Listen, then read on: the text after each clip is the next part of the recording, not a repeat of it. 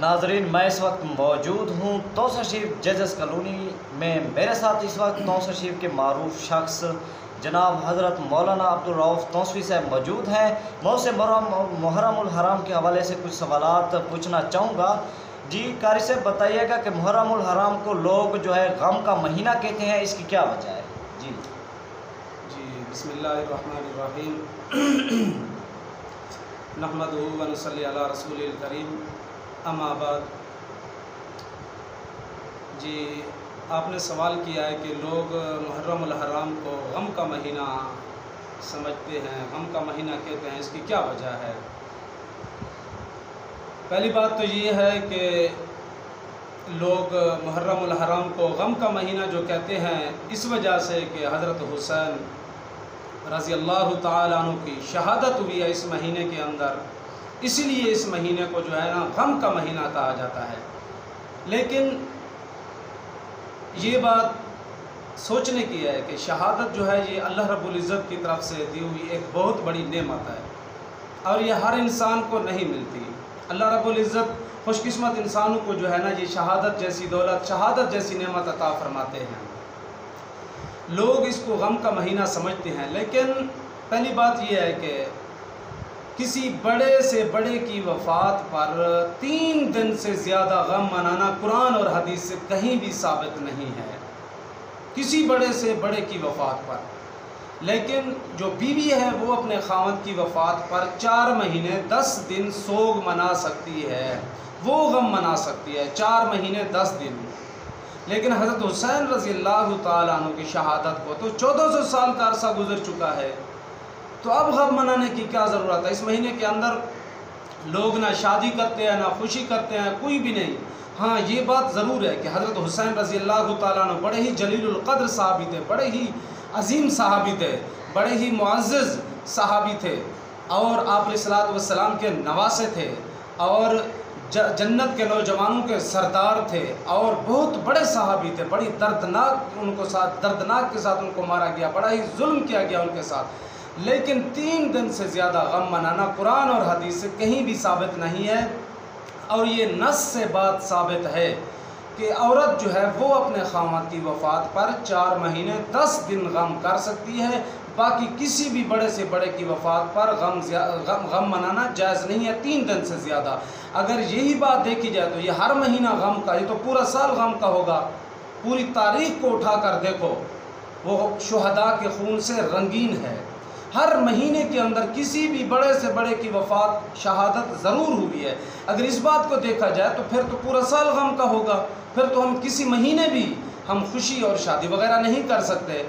تو میرے بھائیو دوستو، شریعت کے اندر قرآن اور حدیث کے روح سے 3 دن سے زیادہ غم منانا جائز نہیں ہے۔ جی قاری صاحب، میرا آپ سے دوسرا سوال یہ ہے کہ محرم کے اندر لوگ جو 9ویں اور 10ویں کا روزہ رکھتے ہیں، آیا کہ یہ روزے فرض ہیں یا واجب ہیں یا سنت ہیں؟ جی، آپ نے سوال کیا ہے کہ محرم الحرام کے اندر جو لوگ روزے 9ویں اور 10ویں یعنی یوم عاشوراء کا اور 9 محرم کا روزہ رکھتے ہیں کہ فرض ہیں یا واجب ہیں یا سنت ہیں؟ جی، تو اس کا جواب یہ ہے، آپ علیہ الصلوۃ والسلام جب مکہ المکرمہ سے مدینہ منورہ کی طرف تشریف لے گئے تو آپ علیہ الصلوۃ والسلام کو پتہ چلا کہ یہودی جو ہیں وہ یوم عاشوراء کا روزہ رکھتے ہیں، 10 ذی الحج کا روزہ رکھتے ہیں۔ تو آپ علیہ الصلوۃ والسلام کے دریافت کرنے پر، معلوم کرنے پر یہ بات واضح ہوئی ہے کہ یہودی اور بنی اسرائیل جو تھے یہ شکرانے کے طور پر یوم عاشوراء کا روزہ رکھتے تھے کہ 10 محرم الحرام کو اللہ رب العزت نے فرعون کو غرق کیا تھا، اور جب ان بنی اسرائیل کو اللہ تعالیٰ نے، اللہ رب العزت نے فرعون کے ظلم سے نجات عطا فرمائی تھی، تو وہ شکرانے کے طور پر یوم عاشوراء کا روزہ رکھتے تھے۔ اور آپ علیہ الصلوۃ والسلام نے فرمایا کہ ہم تو حضرت موسیٰ علیہ الصلوۃ والسلام کے زیادہ قریب ہیں، ہم بھی یوم عاشوراء کا روزہ رکھیں گے۔ مسلم شریف کے اندر حضرت ابو قتادہ رضی اللہ تعالیٰ عنہ سے مروی ہے، آپ علیہ الصلوۃ والسلام سے اس روزے کی فضیلت پوچھی گئی کہ اگر ہم یوم عاشوراء کا روزہ رکھیں تو اس کی کیا فضیلت ہے، اس کی فضیلت کے بارے میں پوچھا گیا تو دریافت کرنے پر معلوم ہوا کہ آپ علیہ الصلوۃ والسلام نے فرمایا کہ جو شخص یوم عاشورہ کا روزہ رکھے گا، یعنی 10 محرم الحرام کا روزہ رکھے گا، اللہ رب العزت گزشتہ 1 سال کے گناہ جو ہیں وہ معاف فرما دیں گے، صغیرہ گناہ معاف فرما دیں گے۔ لیکن کبیرہ گناہ جو ہیں وہ انسان کو توبہ استغفار کرنے سے ہی کبیرہ گناہ معاف ہوں گے۔ اور باقی آپ نے بات کی ہے فرض ہے یا سنت ہے یا یہ واجب ہے۔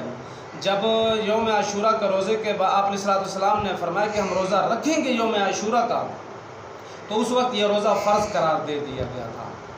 تو جب رمضان المبارک کے روزے کی فرضیت آئی تو یوم عاشورہ کی فرضیت منسوخ کر دی گئی، لیکن استحباب اب بھی باقی ہے روزے کا۔ یہ یوم عاشورہ کا روزہ جو رکھا جاتا ہے یہ مستحب ہے، نہ فرض ہے نہ واجب ہے نہ سنت ہے، یہ مستحب ہے۔ پہلے فرض تھا، جب رمضان المبارک کی فرضیت روزوں کی ہوئی تو پھر جو ہے یوم عاشورہ کی روزے کی فرضیت منسوخ کر دی گئی تھی، لیکن استحباب اب بھی باقی ہے۔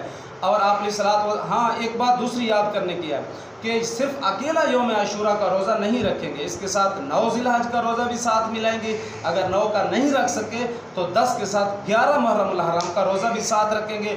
مسلم شریف کے اندر آتا ہے، حضرت عبداللہ ابن عباس رضی اللہ تعالیٰ عنہما مروی ہیں، تو آپ علیہ الصلوۃ والسلام نے فرمایا کہ اگر آئندہ سال میں زندہ رہا تو 10 محرم الحرام کے روزے کے ساتھ میں 9 محرم الحرام کا روزہ بھی ضرور رکھوں گا تاکہ یہودیوں کے ساتھ مشابہت لازم نہ آئے۔ لیکن خدا کی شان آئندہ سال آپ علیہ الصلوۃ والسلام دنیا پر نہ رہے، پردہ فرما گئے، جس کی وجہ سے آج یہ روزہ رکھنا مستحب ہے۔ ہم 10 محرم الحرام کے ساتھ 9 کا بھی روزہ ساتھ ملا کر رکھیں گے۔ جی گر صاحب، میں آپ کا جو ہے آخری سوال کرنا چاہوں گا آپ سے کہ حضرت حسین کی شہادت کا مقصد کیا ہے؟ ٹھیک ہے، مختصر لفظوں میں وضاحت کیجیے گا۔ جی، آپ نے سوال کیا حضرت حسین رضی اللہ تعالیٰ عنہ کی شہادت کا مقصد کیا ہے؟ تو حضرت حسین رضی اللہ تعالیٰ عنہ نے اپنا خاندان اور اپنا تن من دھن سب کچھ اللہ رب العزت کے راستے میں قربان کر دیا، اور جب یہ دن آتا ہے ان کی شہادت کا 10 محرم الحرام کا، ہم لوگ صرف دن مناتے ہیں، دن منا کر جو ہے ہم خوش ہو کر بیٹھ جاتے ہیں کہ ہم نے حضرت حسین رضی اللہ تعالیٰ عنہ کی شہادت کا مقصد اور ان کی شہادت کا حق ادا کر دیا ہے۔ لیکن شیطان ہمیں یہ سوچنے پر موقع بھی نہیں دیتا کہ حضرت حسین رضی اللہ تعالیٰ عنہ کی شہادت کا مقصد کیا تھا۔ آخر اتنی بڑی بڑی ہستیوں نے اپنا تن من دھن اور اپنا جان سب کچھ اللہ کے راستے میں قربان کر دیا، آخر کیا وجہ تھی؟ دیکھیں، 1 محرم الحرام کو حضرت عمر فاروق رضی اللہ تعالیٰ عنہ کو شہید کیا گیا، اور 18 ذی الحج کو حضرت عثمان غنی رضی اللہ تعالیٰ عنہ کو شہید کیا گیا۔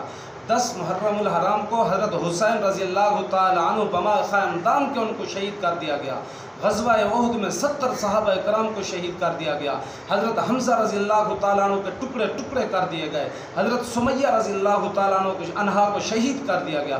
آخر اتنی بڑی بڑی ہستیوں نے اپنی جان کے نذرانے پیش کیے، انہوں نے اللہ رب العزت کے راستے میں اپنی جان کے ٹکڑے کروا دیے۔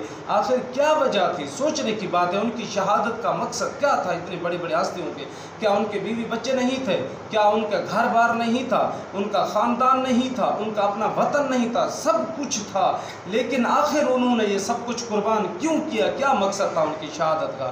ان تمام بڑی بڑی ہستیوں کا شہادت کا مقصد یہ تھا اعلاء کلمت اللہ، اللہ کے دین کی سر بلندی کے لیے انہوں نے اپنی جان کے ٹکڑے کروا دیے، اپنے بیوی بچے سب کچھ اللہ کے راستے میں قربان کر دیا اعلاء کلمت اللہ کے لیے، اللہ کے دین کی سر بلندی کے لیے، اور یہ امت کے سبق دینے کے لیے کہ اگر دین کو کسی چیز کی بھی، ہماری پیاری سے پیاری چیز کی بھی اگر ضرورت پڑی دین کو، تو ہمیں وہ بھی قربان کر دینا چاہیے۔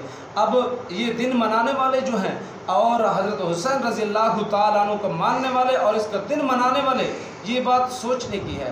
ان کی زندگی میں حضرت حسین رضی اللہ تعالیٰ عنہ کی زندگی اور دن منانے والوں کی زندگیوں میں آسمان اور زمین جتنا فرق ہے۔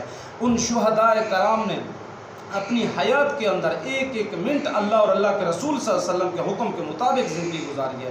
اب ہم خود دیکھیں جو دن منانے والے ہیں، ہمارا ایک ایک منٹ بھی قرآن اور حدیث کی روح کے مطابق نہیں ہے، اپنی مرضی کا ہے، اپنے خاندان کو راضی کرنے کے لیے، بیوی بچوں کو راضی کرنے کے لیے، اور اپنے قبیلے والوں کو راضی کرنے کے لیے، اپنے علاقے والوں کو راضی کرنے کے لیے اللہ اور اللہ کے رسول صلی اللہ علیہ وسلم کے حکم کے مطابق زندگی نہیں گزار رہے ہیں ہم۔ لیکن آگے جا کر ہم حوض کوثر پر آپ علیہ السلام کو کیا منہ دکھائیں گے؟ ان شہداء کرام کی مبارک روحیں ہمیں کیا محسوس کریں گی وہ کہ ہم کیا کر رہے ہیں پیچھے؟ تو حضرت حسین رضی اللہ تعالیٰ عنہ کی شہادت کا مقصد یہی تھا کہ اعلاء کلمت اللہ کے دین کی سر بلندی کے لیے انہوں نے سب کچھ اپنا تن من دن اللہ کے راستے میں قربان کر دیا امت کو سبق دینے کے لیے۔ جی بہت شکریہ قاری صاحب۔ یہ تھے ناظرین قاری عبدالرؤف توسوی صاحب، ٹھیک ہے، جنہوں نے محرم الحرام کے حوالے سے جو ہے کچھ سوالات کا جوابات دیے۔ بہت شکریہ قاری صاحب، اللہ آپ کو خوش رکھے۔